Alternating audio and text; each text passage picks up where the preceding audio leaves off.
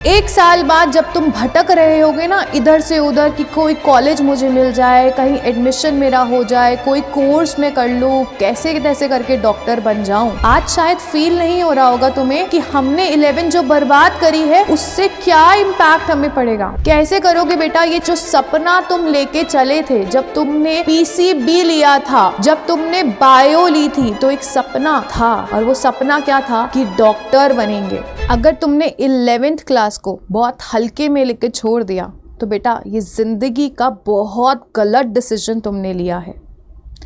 तुम्हें ये रियलाइज शायद अभी नहीं होगा। एक साल बाद जब तुम भटक रहे होगे ना इधर से उधर कि कोई कॉलेज मुझे मिल जाए, कहीं एडमिशन मेरा हो जाए, कोई कोर्स में कर लूँ, कैसे तैसे करके डॉक्टर बन जाऊं, और जब तुम्हें कोई नहीं लेगा, कोई कॉलेज एक्सेप्ट नहीं कर रहा होगा क्योंकि तुम्हारे नंबर तुम्हारे हाथों में नहीं होंगे, क्या करे। नॉलेज चाहे कितनी भी हो, एडमिशन तो नंबर से ही होता है। अगर वो नंबर तुम्हारे हाथों में नहीं होंगे ना तो बेटा बहुत पछताओगे। आज शायद फील नहीं हो रहा होगा तुम्हें कि हमने 11 जो बर्बाद करी है उससे क्या इम्पैक्ट हमें पड़ेगा। जैसे 11th हल्के मिली है वैसे ही 12th कर लेंगे, मिल जाएगा कहीं ना कहीं एडमिशन, कर लेंगे कोई भी कोर्स। और आप लोग कैसे करोगे, कैसे करोगे बेटा, ये जो सपना तुम लेके चले थे, जब तुमने PCB लिया था, जब तुमने बायो ली थी, तो एक सपना था और वो सपना क्या था कि डॉक्टर बनेंगे, खूब पैसा कमाएंगे, खूब इज्जत कमाएंगे, सब कुछ बहुत अच्छा होगा, घर बैठे काम भी करेंगे, पैसा भी आएगा, इज्जत भी मिलेगी, सब कुछ बहुत तगड़ा होगा, लाइफ सेट होगी। तो ये सपना तुम बहुत जल्दी भूल गए हो क्योंकि तुमने अगर 11th अच्छे से नहीं करी तो 12th भी अच्छे से नहीं कर पाओगे और ये जो सपना है तुम्हारा चूर चूर हो जाएगा। अगर तुम 11th बर्बाद कर चुके हो तो समय है 12th को संभाल लो। गलती तो तुम कर चुके हो लेकिन गलती पे गलती करोगे तो बर्बाद इतना ज़्यादा हो जाओगे कि बाद में तुम्हें बहुत पछतावा होगा। तो ये पछतावा ना हो इसीलिए ये वीडियो मैं आप लोगों को दे रही हूँ। संभल जाओ, टाइम है। इस महीने में जो तुम्हारे पास टाइम है इसे गोल्डन पीरियड बोलते हैं, गोल्डन पीरियड।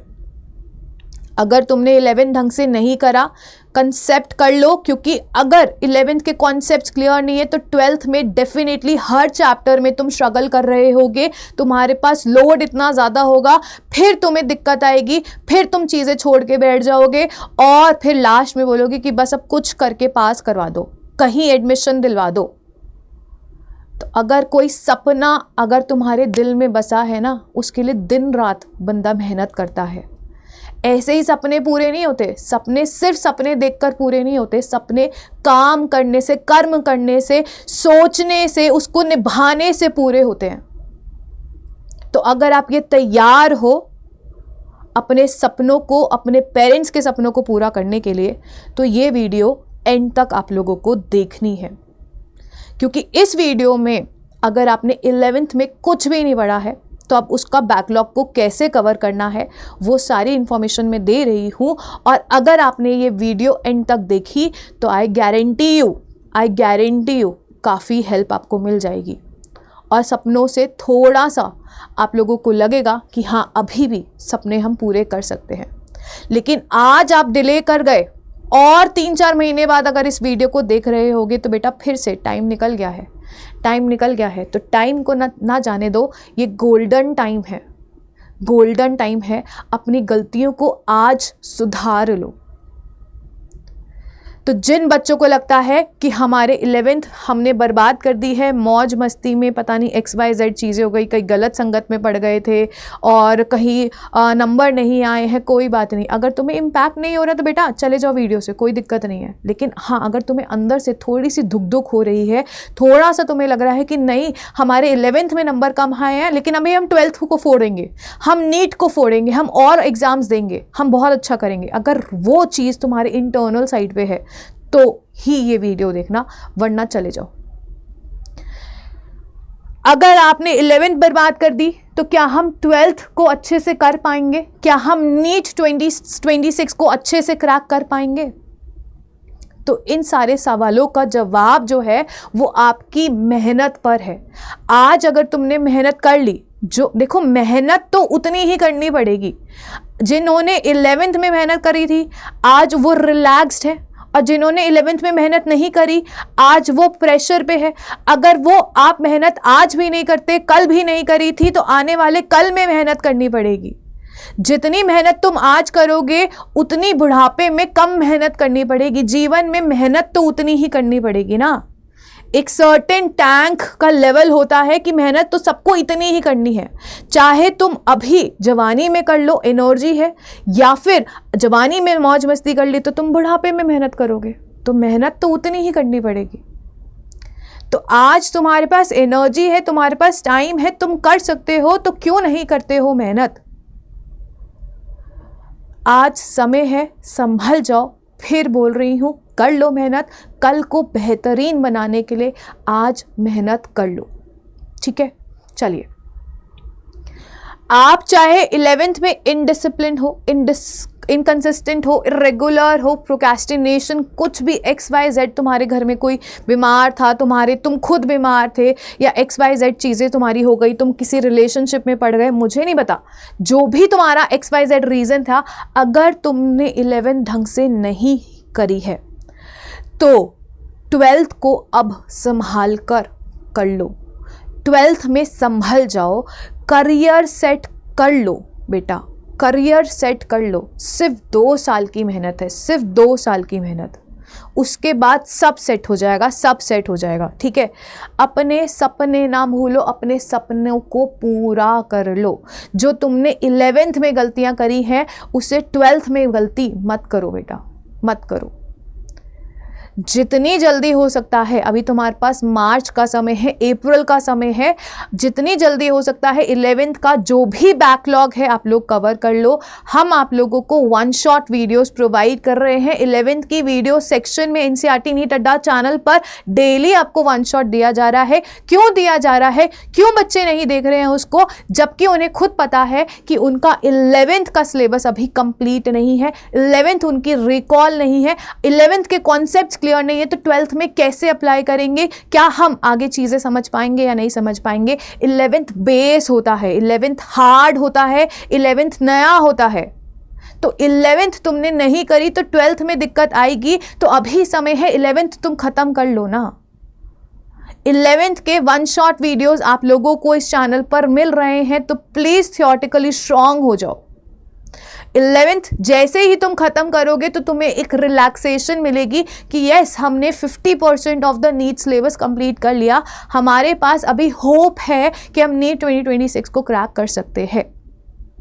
जितनी अच्छी तुम्हें 11th समझ आएगी उससे ज़्यादा अच्छी तुम्हें 12th समझ आएगा। लेकिन अगर तुम्हें 11th के कॉन्सेप्ट्स क्लियर नहीं होंगे तो 12th में बच्चा दिक्कत होने ही वाली है। तो अभी आपकी 12th जस्ट स्टार्ट हुई है, कुछ चैप्टर्स ही हुए होंगे, सॉल्यूशंस इलेक्ट्रोकेमिस्ट्री तक ही पहुंचे होंगे, लेकिन अभी समय है, आप 11th को जितनी जल्दी रिवाइज कर लोगे आगे आने वाले चैप्टर्स में दिक्कत नहीं होगी, ठीक है। तो आप लोगों को अगर संभल के चलना है तो क्या करना पड़ेगा, जिन बच्चों ने 11th का कुछ भी नहीं कर रखा या थोड़ा बहुत कर रखा है या उनका स्कोर अच्छा नहीं आया स्कूल में, प्लीज़ एक बार 11th कर लो। आपको मैं 2 महीने दे रही हूँ, ठीक है, पूरा मार्च दे रही हूँ, पूरा अप्रैल ले रही हूँ, ठीक है। आप वीकली अगर मैं पर सब्जेक्ट की बात करूँ 2 चैप्टर्स भी कर लेते हैं ना 11th के, रिवाइज कर लेते हैं, तो आपका 11th हो जाएगा अप्रैल तक। 2 चैप्टर्स सब्जेक्ट वाइज वीकली कर लेते हैं तो 11th हो जाएगा। आपको 12th नहीं छोड़नी है, ऐसा नहीं है कि 12th की स्कूल की क्लासेस चल रही है और पढ़ रहे हो 11th, कुछ भी जो करेंटली लाइव चल रहा है उससे नहीं छोड़ना है। जो लाइव चल रहा है उससे तो अटेंड करना ही है, और जो आपका टाइम बच रहा है जहां से, उसमें आपको 11th भी कंप्लीट करनी है। तो टाइम निकालना पड़ेगा अपने स्केड्यूल में से, और अभी टाइम है, निकाल सकते हो, ठीक है। तो अपनी 11th को पूरा कंप्लीट कर लो। साथ में आपके जो लाइव लेक्चर्स चल रहे हैं, चाहे वो स्कूल पे है, चाहे वो यूट्यूब पे, चाहे वो जहाँ पे भी है, आप लोगों को 12th को पैरेलली लेके चलना है, ठीक है। इसके बाद आप लोगों को नहीं बोलना, बहुत सारे बच्चे ना ये वाली चीज़ ना लास्ट में आके मांगते हैं। प्लीज़ 1 पेज शॉर्ट नोट जो है वो लास्ट में बनाने वाली चीज़ नहीं है। जो भी चैप्टर आप पढ़ते जा रहे हो ना, अपने हिसाब से उनके 1 पेज शॉर्ट नोट्स बनाते रहिए और खुद लिखेंगे तो ज़्यादा याद रहेगा। हर दिन अगर आप रिवीजन करेंगे तो आप देखेंगे सारी चीज़ें आपको ऑन टिप्स याद होंगी। तो प्लीज़ जैसे जैसे आपके सारे चैप्टर्स होते जा रहे हैं, side by side 1 page short notes बना लो, क्योंकि लास्ट के 1 महीने में सब बच्चे 1 पेज शॉर्ट नोट्स मांगते हैं और उनको दिक्कत होती है। लेकिन अगर तुम जैसे जैसे चैप्टर्स खत्म हो रहे हैं साथ के साथ 1 पेज शॉर्ट नोट्स बना रहे हो, उसकी 3-4 फोटो कॉपीज निकाल के अपनी एक फाइल बना लो, उन चैप्टर्स को अपने पास रख लो, तो जब तुम्हारा नीट 2026 आएगा ना, तो आपको कुछ नहीं करना, सारे रिविजन नहीं करनी, इन 1 पेज शॉर्ट नोट से रिविजन करनी है। तो ये आपके अभी से बन जाने चाहिए। कम से कम 3-4 बार आप बना के देखो, जो तुम्हें लग रहा है फाइनल वाला जिसमें सब कुछ तुमने लिख दिया है, उसकी 3-4 फोटो कॉपीज करवाकर फोल्डर में रख दो, ठीक है। और उन्हीं से आगे आने वाले टाइम पर आप लोगों को बहुत हेल्प मिलेगी। तो प्लीज़ हर चैप्टर का 1 पेज शॉर्ट नोट्स बनाना सीख जाओ, whether it's chemistry, whether it's physics, whether it's bio. Bio में तुम्हें लगता है कि 1 पेज शॉर्ट नोट्स पॉसिबल नहीं है, कोई बात नहीं, आप एनसीईआरटी में हाईलाइट करते जाइए, हाईलाइटर्स, जहाँ पे आपको लगता है कि नहीं यहाँ से क्वेश्चन बन सकते हैं, यहाँ से चीज़ें बन सकती हैं, प्लीज़ वो करना करो, स्टार्ट करो। और साथ में प्लीज़ अभी समय है, नीट 2026 एक साल है हमारा, आपको एनसीईआरटी अभी से रीडिंग करनी है, ठीक है। जब आपका एक बार सिलेबस कंप्लीट हो जाए तब तक आपकी सारी एनसीईआरटी की रीडिंग खत्म हो जानी चाहिए। सितंबर अक्टूबर के बाद आप एनसीईआरटी रीड नहीं करेंगे, सितंबर तक, जब तक आपका सिलेबस खत्म हो जाता है सितंबर तक, ठीक है, मैक्सिमम सितंबर तक आपका सिलेबस खत्म हो जाता है, तब तक आपको एनसीईआरटी जैसे जैसे मैम चैप्टर्स करवा रही हैं एनसीईआरटी की रीडिंग खत्म करते जाओ, और उसके बाद एनसीईआरटी को खोल के भी नहीं देखना है, ठीक है, जो हाईलाइटेड पॉइंट्स है उसी को देखना है। अगर तुम इस तरीके से कर लोगे ना तो तुम अभी संभल जाओगे, तुम चीज़ें कंप्लीट कर पाओगे, राइट। चलिए इसके बाद क्या करना है, आपको जैसे जैसे आप चैप्टर्स कंप्लीट करते जा रहे हो ये प्रीवियस ईयर क्वेश्चंस भी लगाने हैं। आप लोगों के पास संडे होता है, आप लोगों के पास सैटरडे होता है, आप लोगों के पास मंडे टू फ्राइडे 2 बजे के बाद तुम लोग फ्री होते हो। तो जब इतना फ्री टाइम तुम्हें मिल रहा है तो हम ये चीज़ कर सकते हैं, हमें ये चीज़ लास्ट के लिए बिल्कुल नहीं छोड़नी है। हमारे पास अभी टाइम है एग्ज़ाम में, तो हमें ये अभी से संभल के चलनी है। जो कंसिस्टेंसी, जो एनर्जी अभी है हमारी, वही एनर्जी लास्ट तक बनी रहे। तो वो तभी होगी जब तुम इक्वल डिवीजन करते जाओगे, इक्वली सारी चीज़ों को करते जाओगे। बेटा अगर प्रेशर बढ़ता है दिमाग में, अगर लोड बढ़ता है तो कंसिस्टेंसी गिरती है। अगर तुम सारी चीज़ों को बैलेंस करके रखोगे तो वो क्या रहेगा, कंसिस्टेंसी मेंटेन रहेगी। तो अगर तुम चाहते हो कि तुम्हारे दिमाग पर लोड ना पड़े तो आपको हर दिन क्या करना पड़ेगा, पढ़ना पड़ेगा, पढ़ना पढ़ेगा। कोई भी दिन तुम्हारे जीवन में आज के बाद ऐसा नहीं होना चाहिए जिसमें तुमने पढ़ाई नहीं करी है। चाहे वो एक दिन जो तुम सबसे लो फील कर रहे हो, उसमें भी कम से कम 2 से 3 घंटा तुम्हें पढ़ाई करनी है। कोई संडे, कोई सैटरडे, डज नॉट मैटर, सिर्फ 1 साल दे दो अपने आप को, सिर्फ 1 साल। फर्स्ट टाइम पे अगर नीट का सिलेक्शन हो जाता है, तुम 12th में हो और तुम्हारा नीट 2026 क्लियर हो गया फर्स्ट टाइम में, बहुत बड़ी अचीवमेंट है। देखो आगे डॉक्टर बनने के लिए ऐसा तो है नहीं, आप लोगों को आगे भी पढ़ाई करनी है, उसमें भी टाइम लगता है। तो क्यों इतना टाइम देना है अपना करियर सेट करने में, क्यों नहीं एक ही अटेम्प्ट में क्लियर कर लेते। अगर नीट 2026 नहीं हुआ तो क्यों ड्रॉप लेकर 2027 में ट्राई करना है, क्यों 1 साल बर्बाद करके आगे फिर और पढ़ाई करनी है। तो जितना जल्दी तुम करियर सेट कर सकते हो कर लो, जितना मेहनत कर सकते हो इस साल कर लो। क्यों सोच रहे हो कि ड्रॉप करेंगे फिर पढ़ाई करेंगे, आज टाइम है तो कर लो। बहुत बच्चे हैं जो एक ही अटेम्प्ट में अपना नीट क्रैक कर लेते हैं, कोई डिफ़िकल्ट नहीं है। और वो बच्चे कौन होते हैं जो एक ही अटेम्प्ट में अपना नीट क्रैक कर लेते हैं, वो बच्चे वही होते हैं जो कंसिस्टेंट रहते हैं थ्रू आउट। ना वो थकते हैं, ना वो दिमाग से सोचते हैं कि भाई इतनी पढ़ाई करनी है। जितना सोचोगे ना दिमाग से इतनी पढ़ाई करनी पड़ी है, कुछ याद नहीं है, कुछ नहीं, नेगेटिव जितना सोचोगे उतना तुम गिरोगे। तो बी पॉजिटिव, सब कुछ अच्छा होगा, तुम लोग कर सकते हो। तुम्हें बस अपने लक्ष्य पे फोकस करना है, उस पे चलते रहना है। अपना ब्रेक टाइम पे एनर्जी बढ़ाओ। ब्रेक टाइम पर ये मत सोचो कि फ़ोन पे रील्स देख लेंगे तो उससे हमें अच्छा लग रहा है। रील्स देखना उससे अच्छा लगता है, लेकिन उससे आपकी एनर्जी ड्रेन होती है, उससे आपका टाइम वेस्ट होता है। तुम आधा घंटा फ़ोन लेके बैठोगे, पता नहीं लगेगा वो 1.5-2 घंटे कब हो गए, तुम्हारा समय चला जा रहा है। तो सोचो कैसे इस समय को मैक्सिमम यूटिलाइज कर सकते हो। टाइम टेबल बनाओ, टाइम मैनेजमेंट सीखो। जितनी जल्दी ये सीखोगे उतनी जल्दी तुम लाइफ में सक्सेसफुल होगे। और ये जो प्रिपरेशन तुम कर रहे हो ना, ये तुम्हें लाइफ के लिए भी प्रिपेयर कर रही है आगे। लाइफ ईजी नहीं होती, आगे और भी डिफ़िकल्टीज आएंगी। जब तुम टाइम मैनेजमेंट सीख जाओगे तो तुम्हारी लाइफ बहुत ईजी हो जाएगी। तो इस एग्ज़ाम से सिर्फ हमें डॉक्टर ही नहीं बनना, लाइफ की बहुत सारी चीज़ें सीखनी है।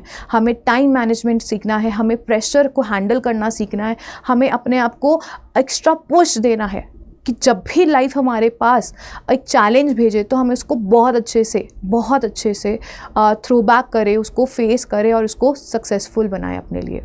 ठीक है, तो अगर आप लोगों ने 11th नहीं करी है बेटा, संभल जाइए, कर लीजिए, आज टाइम है, आप कर सकते हैं।